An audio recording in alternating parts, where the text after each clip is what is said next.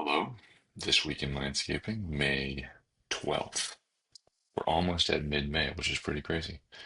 End of school is coming up. I'm starting to talk about weather this week. If you haven't looked at your weather, it is going to be extremely warm midweek this week. That's the big story. But I want to start with rain, then we'll talk about weather, and we'll talk about a couple of plants real quick. So this is the chart. This is a weird chart. It's hard to understand if you're not used to looking at it. Um, Austin is right here in this part of the area, and this is the rainfall in inches over the last 7 days. So as you can see, we got some really good rain.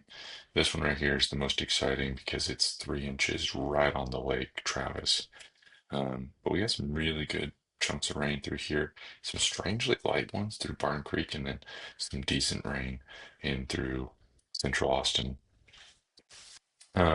What this map is showing you is you can see like this kind of band here is the Lower Colorado River Authority, and this is the like area that feeds into. There's a technical term for this, and I can't remember right now. Um, Watershed, I think that's right.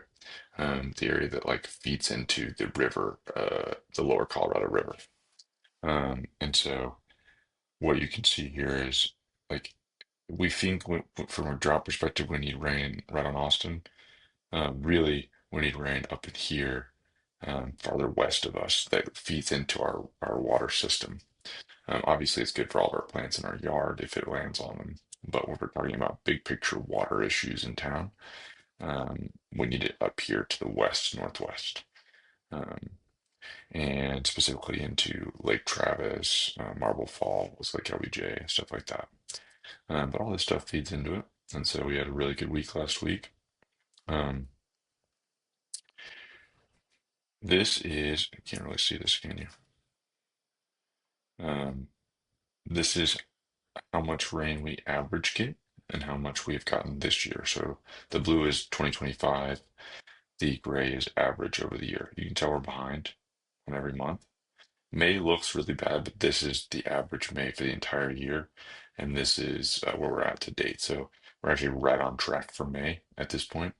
And I think it's interesting, but May is historically the most rain, and then June. These are like the highest average months of the year, which I think people, me included, often forget. It's useful to look at the data here. So April being this low was seriously felt really bad. But we had really pretty good temperatures through April, and so if you're running your irrigation at all, we had a really good. Our plants were really healthy and we're recovering. In May, we want to keep seeing some of this rain, although we are going to see quite a bit of heat this week. So, I mean, we're going to have temperatures in the hundreds this week. And so, if you do not have your irrigation system tuned up yet, make sure to go take some time to make sure it's on and walk the yard and ensure you don't have any major leaks or major coverage issues, because you can get behind pretty fast on your plants if you're not careful. Um, so let's talk about a couple three plants. First one is this guy. Um, it's a cactus. As you can tell, it's not very big. I found it at our property at the office.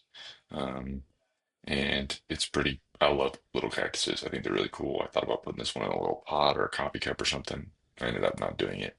But these guys are native all over the place. I think that technically this is an Engelmann prickly pear cactus, um, and it won't grow that big. But cactus is super resilient. I just wanted to take a picture of it because I thought it was cool.